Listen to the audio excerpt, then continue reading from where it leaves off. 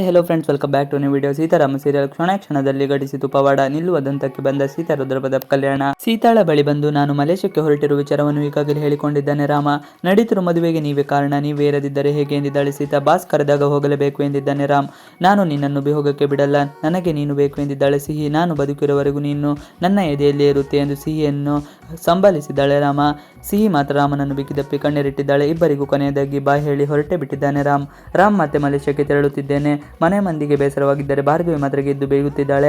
ತನ್ನ ಹಳೆ ಚಾಳಿ ಮುಂದುವರಿಸಲು ಪ್ಲಾನ್ನಲ್ಲಿದ್ದಾಳೆ. ತಾತನ ಮುಂದೆ ಮತ್ತೆ ಮಲೇಷ್ಯಾಕ್ಕೆ ಹೊರಡುವ ಬಗ್ಗೆ ತಿಳಿಸಿದ್ದಾನೆ ರಾಮ್. ಆದರೆ ತಾತ ಸೂರ್ಯಪ್ರಕಾಶ್ ಮಾತ್ರ ಮೊಮ್ಮಗನ ನಿರ್ಧಾರವನ್ನು ಒಪ್ಪುತ್ತಿಲ್ಲ. ಇದೇ ವೇಳೆ ಮತ್ತೆ ಅಡ್ಡ ಬಂದ ಭಾರ್ಗವಿ ಹೋಗುವವರು ಕಟ್ಟಿ ಹಾಕೋಕೆ ಆಗಲ್ಲ ಮಾವ ಎಂದು ಪರೋಕ್ಷವಾಗಿ ರಾಮ ಇಲ್ಲಿಂದ ತೊಲಗಲಿ ಎಂದು ಹರಿಸಿದ್ದಾಳೆ. ಇತ್ತ ಕಾರ್ನಲ್ಲಿ ಅಶೋಕ ಮತ್ತು ರಾಮನ ನಡುವೆ ಮಾತುಕತೆ ಮುಂದುವರೆದಿದೆ. ಗೀತೆಗಿನ್ನು ಮದುವೆ ಆಗಿಲ್ಲ, ನಿನ್ನಗಿದು ಟೈಮ್ ಇದು ಎಂದು ಮನವೊಲಿಸಲು ಪ್ರಯತ್ನಿಸುತ್ತಿದ್ದಾನೆ. ಆದರೆ ರಾಮ್ ಮಾತ್ರ ತನ್ನ ನಿರ್ಧಾರ ಬದಲಾಯಿಸುತ್ತಿಲ್ಲ.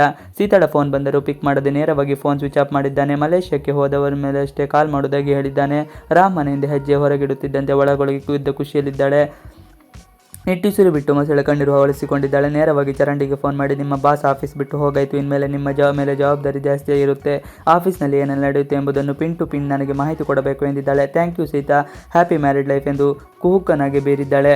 ಇತ್ತ ಸೀತಾ ಮನೆಗೆ ಇಬ್ಬರು ವ್ಯಕ್ತಿಗಳು ಆಗಮನವಾಗಿದೆ. ಇಲ್ಲಿ 204 ಮನೆ ಮಾರುವುದು ಇದೆ ಅಂತಲ್ಲ, ಆ ಮನೆಯಲ್ಲಿದೆ ಎಂದು ತಾತನ ಬಳಿ ಪ್ರಶ್ನಿಸಿದ್ದಾರೆ. ಆ ಥರ ಸೇಲ್ಗೆ ಯಾವ ಮನೆಯೂ ಇಲ್ಲವಲ್ಲ ಎಂದಿದ್ದಾರೆ. ಮಧ್ಯೆ ಪ್ರವೇಶಿಸಿದ ಸುಲೋಚನೆ ಇಲ್ಲಿ ಮನೆ ನೋಡಲು ಬಂದಿರೋ ವಿಚಾರವನ್ನು ಯಾರಿಗೂ ಹೇಳಬೇಡಿ ಎಂದು ಮನೆ ಬಳಿ ಕಳುಹಿಸಿದ್ದಾಳೆ. ಈ ವಿಚಾರವನ್ನು ರುದ್ರಪ್ರತಾಪ್ ಗಮನಕ್ಕೂ ತಂದಿದ್ದಾರೆ. ಈ ಇಬ್ಬರು ವ್ಯಕ್ತಿಗಳು ಭೇಟಿಯಾದ ರುದ್ರಪ್ರತಾಪ್ ಮದುವೆ ಆದ ಬಳಿಕ ಈ ಪ್ರಾಪರ್ಟಿಯನ್ನು ನಿಮ್ಮ ಹೆಸರಿಗೆ ಮಾಡಿಕೊಡುವ ಬಗ್ಗೆ ಗದರಿಸುತ್ತಾನೆ.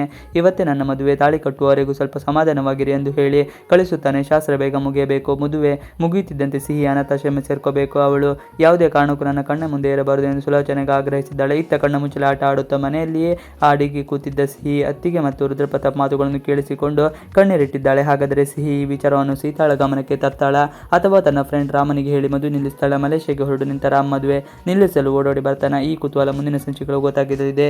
ಇವಿಷ್ಟು ಇವತ್ತಿನ ವಿಡಿಯೋ. ಈ ವಿಡಿಯೋ ಇಷ್ಟ ಆದರೆ ಪ್ಲೀಸ್ ಲೈಕ್, ಶೇರ್, ಸಬ್ಸ್ಕ್ರೈಬ್ ಮಾಡಿ. Thanks for watching video.